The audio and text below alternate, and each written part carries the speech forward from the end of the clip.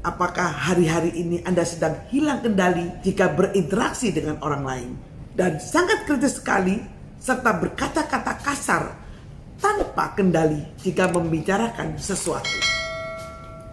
Jangan-jangan Anda sudah terkena virus.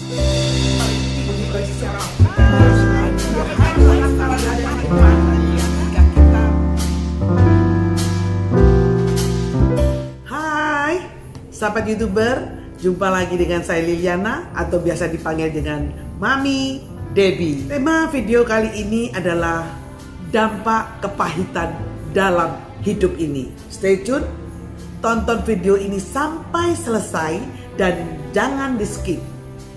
Dr. Karsten Ross, seorang psikolog, telah mempelajari dampak kepahitan ini selama 15 tahun.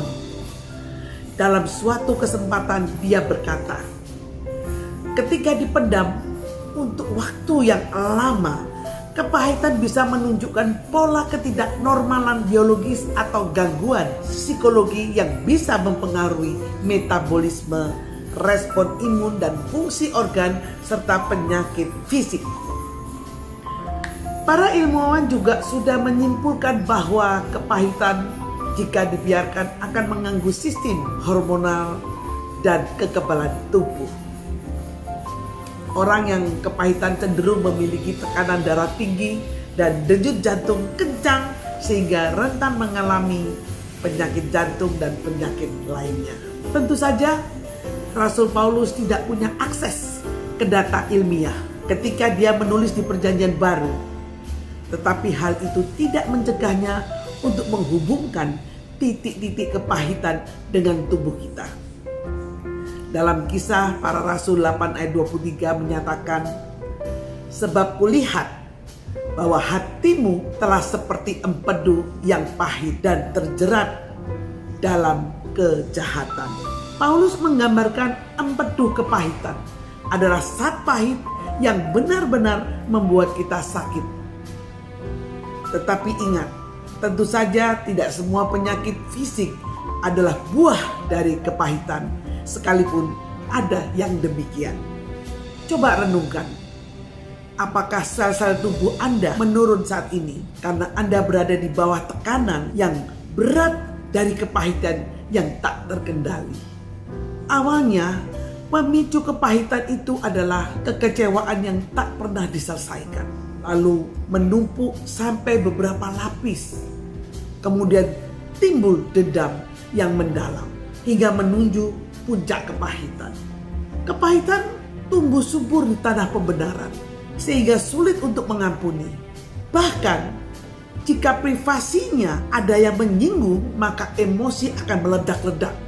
Perkataannya pun penuh dengan sampah berupa sumpah serapah. Apa hubungan antara sampah yang keluar dari mulut dan kepahitan seseorang?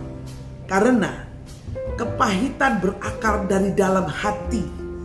Apakah hari-hari ini Anda sedang hilang kendali jika berinteraksi dengan orang lain? Dan sangat kritis sekali serta berkata-kata kasar tanpa kendali jika membicarakan sesuatu.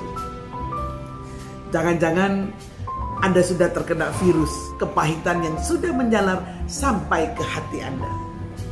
Mulut itu juru bicara tubuh. Jika ada sesuatu yang kurang beres terhadap tubuh, maka mulut akan bersuara. Jika yang sakit adalah hatinya, maka mulut akan mengeluarkan kata-kata yang pahit pula. Waspadalah. Kepahitan bisa berkembang menuju kemarahan yang sangat ekstrim. Bisa saja kita berbicara buruk mengenai sebuah objek yang kita benci. Ketika kita menyimpan kepahitan, orang-orang yang ada di sekitar kita pasti banyak yang terluka karena kita.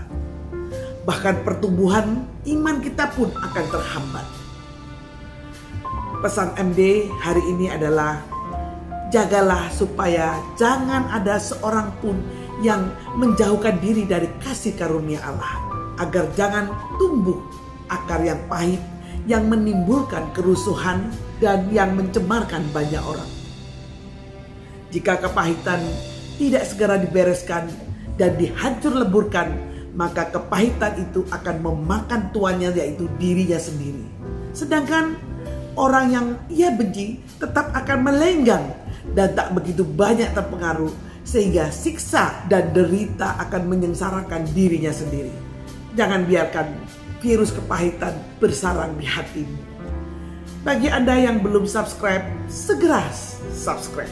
Karena subscribe itu gratis. Aktifkan juga lonceng notifikasi di sampingnya agar Anda menjadi orang yang pertama yang mendapat video inspirasi terbaru dari saya.